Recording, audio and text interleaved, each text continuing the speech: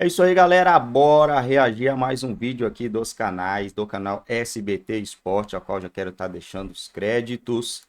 Vasco venceu 2 jogos ontem, um pelo Carioca, outro pelo amistoso contra o São Lourenço, né? 1-0 poderia ter sido mais, poderia ter sido 2-0, se não é o goleiro fazer uma defesa com a cabeça, né? Já estava vendido o goleiro.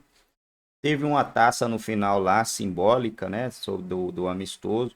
O Vasco agora vai fazer mais 2 jogos, o outro no mesmo dia, um pelo Carioca e outro amistoso de novo. Então, pelo Carioca, o Vasco vai continuar com o time mistão, né? Já deixa aquele like, se ainda não é inscrito, dá essa moralzinha aí pra gente, se inscreva no canal, acione o sino das notificações, não esqueça de deixar o seu comentário aí. Será que Cuéllar vai fechar mesmo? Parece que tá por um triz, né? Mas só é fechado quando dá aquela assinada lá. Vamos ver o que o Pedrosa tem a falar sobre isso, que tem de informação, que tem de notícia do Vasco hoje. Beleza, muito bem. Vamos fazer o seguinte, ô Lucas Pedrosa. Venei Casagrande, boa tarde Boa para tarde. vocês nesse clima já de carnaval. O torcedor do Vasco tá feliz da vida. 2 vitórias e uma taça em um dia. Perfeito. Dupla vitória do Vascão na estreia do Carioca, vitória por 2-0 contra o Boa Vista. A reportagem é da Alcilene Brito, que estava lá. Fala, Alci. O vascaíno está de volta e com o primeiro jogo no Caldeirão. A casa do Cruz Maltino, que quer viver momentos diferentes esse ano. Com todo o investimento que está acontecendo, não tem como não brigar por título. Eu acho que o time está se estruturando, fazendo boas contratações e tendo o Ramon Dias aí no comando, a gente está com muita expectativa para essa temporada. A missão em São Januário ficou na maior parte com a garotada, que já pôde sentir a emoção da torcida, que veio em bom número. Com essas contratações desse ano, impossível a gente não brigar por títulos. A expectativa é a melhor possível, muito motivado com o Vasco para que venha fazer um ótimo Carioca, buscar esse título. Com homenagem aos 100 anos da resposta histórica, os jogadores entraram em campo carregando uma faixa com a frase: "Lutaremos por esse ideal até o fim". A bola rolou e não deu nem tempo para se distrair. Logo no primeiro minuto, o Vasco veio para mostrar que está diferente. Orediano cobra a falta e Capasso chuta bonito para abrir o placar para o Cruz Maltino. Paixão tem chances de aumentar. Ele chuta forte de esquerda para a defesa de André Luiz. Logo depois, passe de Rodrigo e novamente o goleiro salva. O Boa Vista tenta buscar o empate. Christopher arrisca, chuta de fora da área e desperdiça. Outra boa chegada do Boa Vista com o Raul jogando para escanteio. O jogo é paralisado para atendimento de Capasso, após ele sofrer um corte na cabeça por Matheus Lucas. A partida recomeça com o Cruz Maltino sem sofrer pressão e Capasso mandando uma bola na trave. Segunda etapa e o trem-bala segue a todo vapor. Com 2 minutos de jogo, Paixão recebe um bom lançamento pela esquerda e dá o passe para De Luca encontrar Leandrinho, acertar um belo chute fazendo o segundo do Vasco. É um sonho de qualquer moleque, né? Jogar com o São Januário cheio. Tive a oportunidade hoje de estrear também com o São Januário lotado. Pô, essa data vai ficar marcada na minha vida mesmo, marcada. Só tenho que agradecer a Deus mesmo pela oportunidade. O time de Saquarema tenta diminuir, mas Christian perde a chance. O time de São Januário segue dominando o jogo, tendo mais chances de ampliar nessa cabeçada de Paixão. Orediano também arrisca, mas manda longe do gol. O Vasco continua avançando sem grandes dificuldades e alcançando vitória no Cariocão. O time, praticamente formado por jovens, deu conta do recado e deixou os mais de 12 mil presentes satisfeitos com o que viram e empolgando os vascaínos para fazer um ano de 2024 diferente. Foi bom o início de trabalho, a gente começou os 2 primeiros tempos dos jogos muito bem, o primeiro e o segundo. Acho que é normal dar essa caída no volume, que é um jogo ainda, não o primeiro jogo da temporada, então acho que a gente procura evoluir isso para estar mantendo o jogo inteiro. Pedrosa, vamos começar pelo Vasco, que jogou o Carioca. na estreia do Vasco pelo Campeonato Carioca, eu queria que você destacasse os pontos positivos. E eu não vou pedir para você destacar negativo, não, que tá muito cedo, né? Sem dúvida. Queria que você destacasse os pontos positivos. O que você gostou desse jogo? Primeiramente, a torcida do Vasco, que colocou 12 mil pessoas em São Januário com um time C, podemos dizer assim. Mesmo assim, a galera foi lá apoiar, então parabéns à torcida. Eu acho que a gente viu um time que teve um cara que se sobressaiu muito, que é o lateral esquerdo Leandrinho, e não foi só pelo gol, foi pela qualidade técnica, pela clareza nas jogadas, um cara que conseguiu fazer um processo de maturação dentro do Vasco da Gama e ainda está nesse processo de maturação, que é muito importante. A gente via há 5, 6 anos o Vasco queimando os seus garotos pela necessidade de colocá-los como titular. Então, quando o garoto entra em campo sem pressão para poder fazer o que ele sabe, ele consegue fazer isso aí que o Leandrinho fez. O Capasso também foi bem, eu acho que é uma volta importante dele, ele que teve uma grave lesão na coluna, que acabou quebrando 2 vértebras aí da coluna, e aí tá voltando para esse Campeonato Carioca para poder buscar esse espaço novamente, então fez um belo gol, deu uma bobeada ali no primeiro tempo, mas eu acho que é um zagueiro que tem tudo para crescer também nessa temporada, adaptação ao futebol brasileiro no ano passado, e o próprio Orediano, eu acho que o Orediano fez uma grande atuação no primeiro tempo, depois no segundo ele caiu de rendimento, mas o que a gente tem que destacar é o seguinte, esse atleta, ele tem condições de estar dentro do elenco do Vasco da Gama, então eu acho que não tem que ter orgulho nesse momento, eu sei que ele não quer ir, ele já falou que não quer ficar no Vasco da Gama, ele já falou que não quer permanecer no futebol brasileiro, mas eu acho que nesse primeiro momento vale uma conversa, pelo menos que seja a última conversa para você falar, cara, fica aqui, você está num grande clube, você está numa vitrine do futebol mundial, você está num dos maiores clubes do Brasil, por que você não quer ficar aqui? Performa, tem uma comissão técnica que é argentina, que pode melhorar essa adaptação, então eu acho que vale uma última conversa para tentar fazer o Orediano. Mano, quer ir, paga a multa e vai, ué, é simples. Pague a multa e tchau. Ficar. Vene Casagrande, numa situação como essa, copinha, ou quando o time começa nos primeiros jogos do Carioca com um time mais jovem, eu gosto muito porque a gente conhece histórias, né? Geralmente futebol, os jogadores são muito blindados e é super natural, também muito pelo movimento da imprensa, a gente vai muito em cima, que é o nosso papel, e eles vão e recuam. E aí quando você vê esses jogadores mais jovens, eles estão à flor da pele. E a gente consegue conhecer as coisas mais bonitas que tem no futebol, que são as histórias que tem no futebol. E o Leandrinho se emocionou e falou no final do jogo, numa entrevista bem bacana, né, ô Venê? Pois é, pra quem não teve, pra Globo, né? Pra quem não teve a oportunidade de assistir ao gol dele, que foi um golaço, inclusive, pra mim, o gol mais bonito da primeira rodada do Campeonato Carioca, e também após a partida ele teve a oportunidade de falar também da vida pessoal dele. E foi uma entrevista emocionante, porque ele falou sobre o falecimento da mãe dele na temporada passada e ele dedicou esse gol a ela. Onde quer que ela esteja nesse momento, no céu, com certeza está feliz da vida ao ver o Leandrinho tendo sucesso dentro de campo com a camisa do Vasco. Eu confesso que na hora que eu ouvi ele eu fiquei arrepiado. Então, Leandrinho, agora você tem o apoio do Vene Casagrande na sua vida pessoal, que você seja muito feliz na vida profissional também agora no Vasco. E é um jogador que, querendo ou não, mostrou serviço. Verdade. No vestibular do Vasco aí na primeira rodada do Campeonato Carioca, eu tenho certeza que ele ganhou um ponto a mais aí, uma estrelinha ali com o técnico Ramon Dias. É um jogador que a torcida do Vascaína deve observar, sobretudo também a comissão técnica, porque ele vai ter mais oportunidades aí, até porque o elenco principal está disputando um campeonato, um amistoso lá no Uruguai. Sobre esse amistoso, no amistoso contra o São Lourenço, o time principal do Vasco venceu 1-0 com gol do Léo e ganhou, sabe o quê? Uma taça. Ah, não é VT não? Beleza. Lucas Pedrosa, sobre esse jogo aí. É a taça Guinha Azul? É a taça Pablo Guinha Azul, Vascão campeão. E se ficar bolado é pior. Não, 0. Tem taça, tem que comemorar, não, pô. é só porque...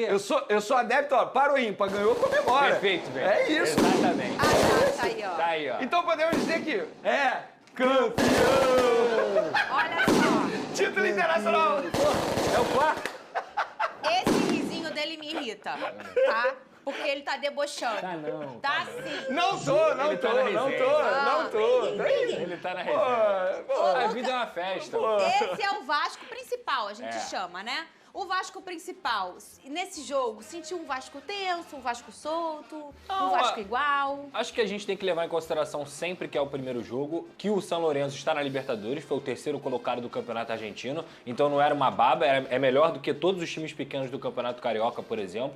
Então o Vasco fez uma boa estreia. No primeiro tempo ele optou por uma formação no 4-3-3, com aquela formação que a gente trouxe aqui no SBT Esporte Rio, o David pela esquerda, o Rossi pela direita, a trinca de meio campo que a gente já conhece, e não deu certo. O Vasco se tornou um time muito burocrático, com pouca criação. O David não fez uma boa estreia, o Rossi também não conseguia jogar tanto ali pela direita, o Rojas na lateral direita não dava a profundidade que o Paulo Henrique dá, por exemplo, mas é um teste válido, completamente válido, até porque era um time mais agressivo na situação da pressão pós-perda, mais veloz, mais aguerrido tecnicamente. Só que aí no segundo tempo, duas coisas que a gente fala aqui no programa ficaram extremamente claras. A primeira, Payet não pode ser banco, de forma alguma. Ele entra e mudou o jogo, ele faz o que poucos jogadores dentro do futebol sul-americano conseguem fazer, porque ele é um craque. Ele é, digamos assim, no sentido positivo da palavra, é um nojo ver o Dimitri Payet jogando, e ele conseguiu mudar a equipe do Vasco pela esquerda, junto com o apoio do Lucas Piton. O próprio Léo, que fez o gol, entrou muito bem tecnicamente também. Então, o outro nome que eu vou falar aqui, que eu já falo há muito tempo, é o Jair. O Jair não pode ser banco do Vasco da Gama pela qualidade técnica que esse cara tem. Então, eu entendo a formação do Ramon no primeiro tempo para priorizar essa questão física, mas o Vasco, na minha opinião, deveria priorizar mais a questão técnica. Se tornou um time muito mais criativo no segundo tempo e fez uma boa partida. Ô, Veneluí, o Payet já mostrou desde o ano passado que ele é um jogador que ele entra e muda o panorama, o resultado, o que o Vasco está buscando dentro de uma partida. Só que o empecilho no ano passado era a condição física, e esse empecilho não existe mais, né, Vene? Não existe mais, inclusive, se eu tivesse que fazer uma crítica em relação ao Vasco, porque assim, a gente tem que parar e analisar que é o primeiro jogo do Vasco na temporada. Então eu não vou ser rude o suficiente de ficar cobrando 1000 coisas do técnico Ramon Dias. Pelo contrário, eu acho que a gente pode analisar e entender aquilo que ele pode melhorar. E no meu entendimento, o que ele pode melhorar é colocar o Payet como titular. E eu vejo o Payet jogando muito melhor centralizado, como um homem armando, do que aberto pela ponta, como o Ramon Dias vem utilizando o meia francês. Mas, de fato, ficou nítido ontem que o Payet ele não pode ser reserva nesse time. Independentemente dos motivos que o Ramon Dias faz essa opção, eu acho que ele tem que começar a abrir um pouco a mente dele, porque se no ano passado eu já achava isso e o Payet não estava 100% fisicamente, imagina agora, ele bem fisicamente, por que eu não botaria o Payet como titular? O Payet decide jogo, o Payet é o craque do time vascaíno. Graças ao Payet, o Vasco não foi rebaixado, porque o Payet ajudou muito na questão de pontuação ali, ele fez gols importantes. Então, não vejo motivos para o Ramon Dias não colocar o Payet como titular, até porque quem começou como titular, por exemplo, o David, não foi muito bem. Mas acredito que no lugar do David entre o Adson, que é um jogador que o Vasco está contratando junto ao Nantes. Acredito que faça isso. Agora, ele tem que arrumar um jeito de colocar o Payet no time titular. Ah, vai mudar o esquema tático? Que mude, se vai render melhor. Você mudaria o esquema tático? E junto com essa pergunta, eu pergunto. Você diz que queria o Payet e o Jair no time titular. Sim. Para eles entrarem. Quem senta no banco? Eu não mudaria o esquema tático porque você tem como mudar a função do atleta sem mexer no esquema tático. Por exemplo, ele entrou ontem de ponta esquerda, como a comissão técnica enxerga ele. Ele pode ser um ponto esquerda, mas um cara que flutua mais pelo meio, que tem a liberdade. Você não pode prender o Payet na lateral da linha de campo. Porque aí você tira o fato dele ser um excelente finalizador, um cara que tem uma clareza de jogadas muito grande, então ele pode flutuar pelo meio como um ponta construtor e muitas vezes como um meia, com a qualidade que ele tem, Fernando, ele pode girar o campo inteiro. Tanto é que ele participa do gol lá na direita, ele vai bater o escanteio, consegue temporizar, dá o passe para o Eric Marcos e o Eric Marcos cruza na cabeça do Léo. Então o Payet tem que ser titular, independentemente do esquema tático. E o Jair é outro também. Com todo respeito ao Praxedes, que eu sei que é um jogador da confiança do Ramon Dias, o Jair é muito melhor do que o Praxedes. O Vene, daqui a pouco tem informações da preparação do Flamengo, já tá em Orlando, né? Pois é. Eu tava doida pra ir pra Orlando, mas não pra ver o Flamengo, pra ver o Mickey, que eu justo. adoro. E pra quem acha que o Flamengo tá indo só pra tirar foto com o Mickey, não é não, é uma preparação firme, como tem sempre o planejamento do Flamengo. Já o Emiliano Dias conversou com a imprensa, a gente vai ouvir agora o que ele falou. Afirmando o que uma certa pessoa aqui já estava falando, né, ô Pedrosa? Faz uma semana hoje. Mas uma semana? Faz uma semana hoje que a gente trouxe aqui o interesse do Cuejá. Depois de tudo que aconteceu com o Sforza, obviamente essa pergunta seria feita ao técnico, ao auxiliar técnico, que é o Emiliano Dias, que divide muito bem esse cargo aí com o Ramon. E ele fala o que a gente trouxe. A gente quer que ele venha, tomara que ele venha, o jogador pronto. E ontem o Ramon Dias deu um recado muito claro para a diretoria de que eles precisam desse atleta. E deu o recado em campo. Porque o Zé Gabriel, na hora da substituição, ele sai para a entrada do Pumita. Quem entra de volante é o Pumita. Então, isso é assim, olha, eu tenho 3 laterais direitos, o meu terceiro lateral direito tá entrando de primeiro volante. Rapaziada, vamos contratar. Mas o recado foi dado também na frente das câmeras. Porque Sem na dúvida. entrevista à ESPN, depois do jogo, inclusive a ESPN que transmitiu, por isso que a gente estava dando os créditos, ele falou, a gente precisa de reforços para não passar o sufoco que a gente passou na temporada passada. Mas é aquilo também. Ele sabia que a 77 é assim, age assim. Eu não consigo entender a atitude da 77 no mercado. O volante que estava perto de ser contratado, inclusive a imprensa de lá já dava como certo, todo mundo falando que viria para o Vasco, aí em cima da hora a 77 desiste. Ah, não, o Cuejá a gente não quer porque tem acima de 30 anos. Então vem cá, quer o quê? Agora a Se não negociação... quer um jovem, não quer um muito- experiente. Eu tava no, Quer o quê? eu tava no Glorioso Connection falando exatamente sobre esse encontro de SAF e futebol. Né? O que a SAF é com o futebol. E esse tempero da negociação, eu acho que a gente vai sempre ter esse tipo de polêmica. Inclusive, citei o caso do Cuejá lá em relação ao Gabriel Pires indo embora do Botafogo. Porque a SAF, ela olha o número, o valor, a negociação, o investimento, o dinheiro. E o futebol olha a resposta esportiva. E precisa ter um consenso. E para isso acontecer, precisa ter exatamente isso. E eu acho que esse barulho que faz de forma muito inteligente o Ramon, primeiro vem a imprensa, depois ele fala, porque ele fala mesmo, o filho dele fala, e aí ele faz uma mudança e diz: eu tenho um lateral direito improvisado. Isso mostra, isso passa recado. Claro que tem uma conversa formal, mas além dessa conversa formal, esse movimento é importante, Pedro. É complicado, é uma burocracia além do normal, mas eu consigo explicar. A política da empresa claramente não vamos investir alto em jogadores acima de 30 anos. Sim. Só que dentro da comissão técnica tem quem conhece de futebol e quem sabe o que precisa para o time. Então, nesse debate, foi o que aconteceu nessa semana, que o Venê citou aqui, o Sforza estava certo. A gente vai contratar, a gente vai fazer 25 milhões de investimentos desse jogador aqui. Só que a comissão técnica, beleza, vocês vão fazer esse investimento, mas vocês vão trazer o Cuejá? Não, é um ou outro. Beleza, então não traz o Sforza não, traz o Cuejá. Então, é uma burocracia, eu acho que é um sistema diferente da contratação que acontece nos clubes associativos, principalmente, mas nesse momento o que fez valer foi a comissão técnica. E ali, obviamente, não é que tenha rusga, nem briga, não tem nada disso. Mas são recados, e são recados importantes de quem tem experiência no futebol para falar assim, ó, tanto que o Emiliano Dias, ele finaliza a frase dele assim: não depende de nós. A gente quer muito que ele venha, a gente precisa desse jogador, mas não depende de nós. Então ele faz assim, ó, 777, resolve aí. E só para complementar, finalizar, eu sei que as negociações estão em andamento para o Cuejá voltar. E ela tá positiva? Tá muito positiva, porque o atleta quer vir, o atleta aceita diminuir o salário dele em $1,5 milhão anuais em relação ao que ele ganha lá na Arábia Saudita. Isso daí, uma diminuição de R$620 mil. Lembrando, não é que ele vai ganhar R$620 mil. Esse valor vai ser diluído do salário que ele ganha hoje na Arábia Saudita. Então o Vasco já está em negociações aí com o Al-Shabaab para poder entender o que eles querem e fazer essa compra e trazer o Cuejá. Muito bem, ó. Bom, galera, é isso aí, rapaziada.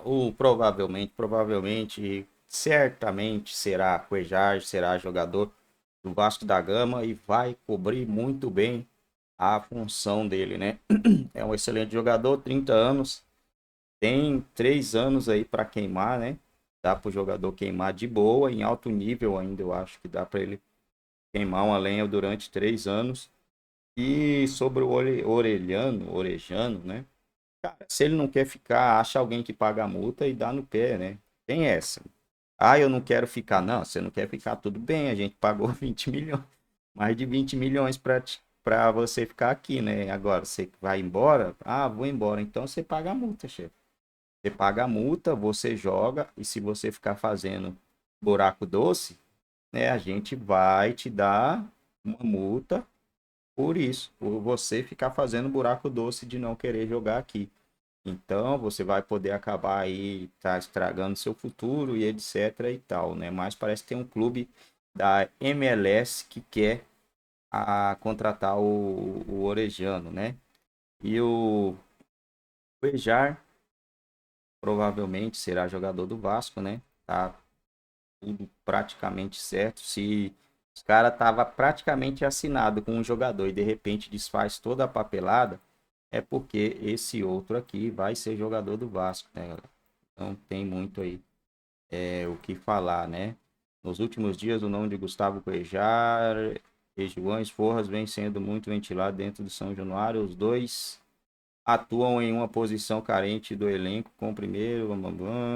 Dentre as duas opções existe um favorito, que é Gustavo Cuejá. A negociação com o Esporras estava praticamente acertada, mas a comissão técnica recuou de última hora, pois preferiam um jogador mais pronto para chegar e assumir a posição como Gustavo Cuejar. Então é isso, né? Se estava praticamente fechado com Esforza, né? E desistiu na última hora, é porque as partes com o Cuejar já está bem encaminhada. O jogador aceitou reduzir o salário. Ele quer jogar com o treinador, né? Quer continuar a trajetória aí com o Ramon Dias. E eu acho que vai ter um final feliz aí para o torcedor vascaíno, né?